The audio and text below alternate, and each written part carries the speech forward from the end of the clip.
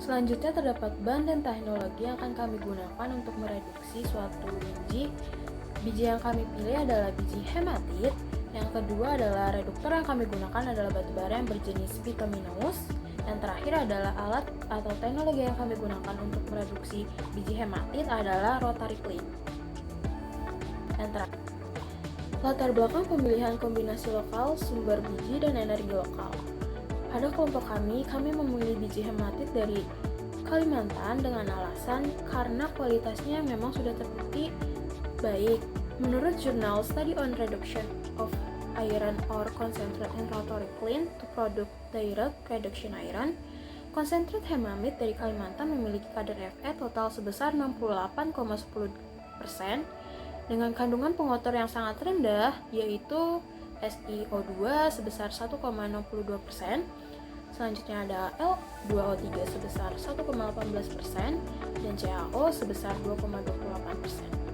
Selanjutnya, reduktor yang akan kami gunakan adalah batubara yang berjenis bituminous, masih menggunakan jurnal yang sama, yaitu batubara Kalimantan memiliki fixed carbon sebesar 43,64%, dengan di dalamnya terdapat volatile matter sebesar 41,79% dan nilai kalornya sebesar 6.466 kalor per gram. Angka-angka ini menunjukkan bahwa batubara tersebut bisa berperan ganda, yaitu sebagai sumber energi untuk rotary kiln sekaligus sebagai reduktor untuk mengubah hematit menjadi besi. Kandungan sulfurnya juga sangat relatif rendah, sekitar 0,59%. Nah, oleh itu, dengan mempertimbangkan dari data jurnal tersebut, kami menilai kombinasi biji hematit dan batubara dari Kalimantan ini adalah pilihan yang tepat karena keduanya tersedia di lokasi yang sama, sehingga dapat menekan biaya transportasi, mempercepat proses produksi, dan mendukung kemandirian industri besi baja nasional.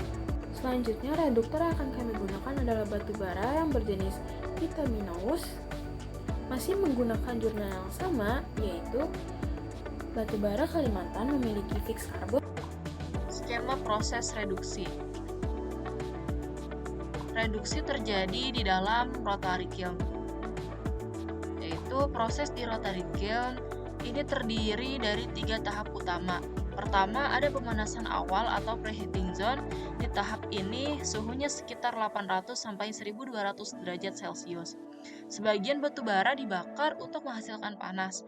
Fungsinya untuk menstabilkan pelet dan juga mengubah mineral magnetit menjadi hematit murni. Selanjutnya masuk ke zona reduksi. Di sini suhunya sekitar 950 sampai 1200 derajat Celcius. Batu bara berperan sebagai reduktor dengan menghasilkan gas CO. Nah, gas CO inilah yang mereduksi biji besi Fe2O3 secara bertahap jadi besi murni lewat tahapan Fe2O3 ke Fe3O4, lalu ke FeO dan akhirnya menjadi Fe. Tahap terakhir adalah zona pembentukan produk atau discharge zone. Di sini hasil akhirnya berupa spong iron atau DRI dengan kadar besi yang tinggi. Selain itu juga terbentuk slag dari pengotor seperti silika, alumina, kalsium oksida, dan magnesium oksida. Gas buang yang keluar berupa CO2 dan sisa CO harus dialirkan dulu ke sistem pembersih sebelum dilepas ke udara agar lebih ramah lingkungan. Selanjutnya adalah mass balance. Selanjutnya, input utama terdiri dari 10.000 kg hematit pellet dengan kandungan Fe total sebesar 68,1% atau setara dengan 6.810 kg besi. Sisanya yaitu 3.190 kg berupa komponen non-besi seperti SiO2, Al2O3, dan CaO. Selanjutnya, reduktor yang digunakan sebesar 4.500 kg batu bara lokal dengan fixed carbon sebesar 43,64%, sekitar 1.963 kg, dengan volatile matter sebesar 41,79% atau bisa disebut sekitar 1.881 kg. Kandungan sulfur relatif rendah yaitu 0,59% atau bisa disebut dengan sekitar 26,5 kg. Di dalam rotary kiln, batu bara berperan ganda sebagai sumber energi dan reduktor. Karbon bereaksi menghasilkan gas CO2 untuk mereduksi hematit secara bertahap, di mana reaksinya seperti berikut. Fe2O3 akan menjadi Fe3O4, akan menjadi FeO, dan produk akhirnya akan menjadi Fe metal. Selain itu, volatile matter ikut terbakar menyumbang panas dan sulfur sebagian masuk ke gas buang maupun slag. Output dari proses ini dihasilkan 7.502 kg sponge iron DRI, dari jumlah itu 6.592 kg berupa Fe metal dengan tingkat metalisasi sebesar 96,81%, sedangkan sekitar 280 kg masih berupa Fe oksida sisa. Produk DRI mengandung residual karbon sekitar 450 kg atau sebesar 6% yang dapat meningkatkan sifat reaktifnya dalam peluburan berikutnya. Non-Fe yang ikut terbawa dalam DRI tercatat sekitar 909 kg, sedangkan sisanya menjadi slag sebesar 2,281 kg. Gas buang utama adalah CO2 sekitar 13.200 kg, ditambah gas minor seperti CO, SO2, dan uap air sekitar 800 kg. Dari neraca massa ini dapat disimpulkan bahwa proses reduksi hematit dengan batu bara lokal efektif menghasilkan sponge iron yang berkualitas tinggi dengan tingkat metalisasi sebesar 97%, namun emisi CO2 masih cukup besar sehingga perlu strategi pengolahan lingkungan. Berikut ini adalah flowchart atau diagram alir proses reduksi dengan menggunakan biji hematit. Reduktornya adalah batu bara dan teknologi yang digunakan adalah rotary kiln.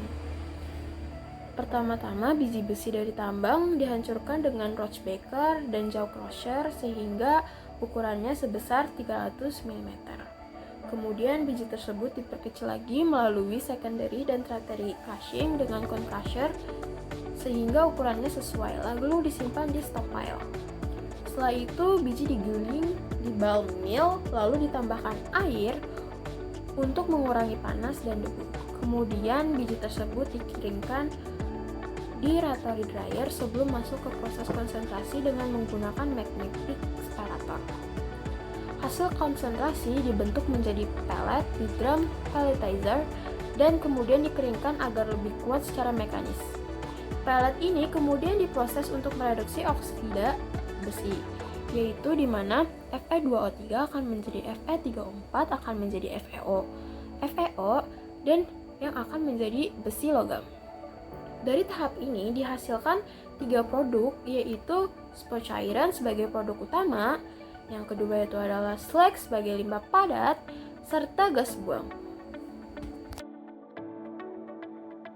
Berikut adalah argumen teknis dan keberlanjutan, yaitu yang pertama, dari sisi kontinu dan produktif, rotary kiln lebih unggul daripada tungku diam karena prosesnya bisa jalan terus tanpa berhenti.